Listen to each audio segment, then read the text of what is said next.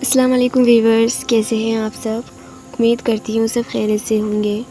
Video شروع کرنے سے پہلے اگر آپ میرے چینل پہ نہیں ہیں تو پلیز چینل کو لازمی سبسکرائب کریں اور ویڈیو اچھی لگے تو لائک اور شیئر ضرور کریں۔ پلصراط جہنم کے اوپر بنایا ہوا ایک مشہور پل ہوگا جو بال سے بھی باریک اور تلوار سے بھی زیادہ تیز ہوگا۔ قیامت کے دن تمام مخلوق اس پل سے گزارا جائے گا۔ جو اہل جنت ہوں گے وہ اپنے ایمان و عمل کے مطابق پلصراط کو روشنی کی طرح پار کر جائیں گے۔ جو اہل جہنم ہوں گے ان کے لیے پلصراط کو پار کرنا انتہائی بھیانک اور مشکل ہوگا۔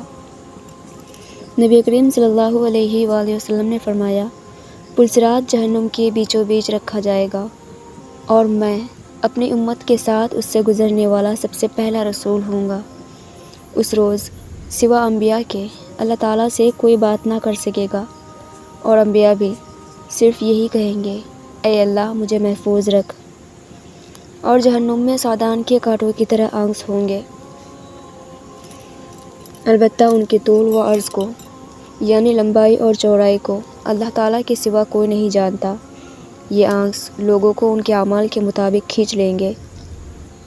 بہت سے لوگ اپنے عمل کی وجہ سے ہلاک ہوں گے اور بہت سے لوگ ٹکڑے ٹکڑے ہو جائیں گے، پھر ان کی نجات ہوں گی۔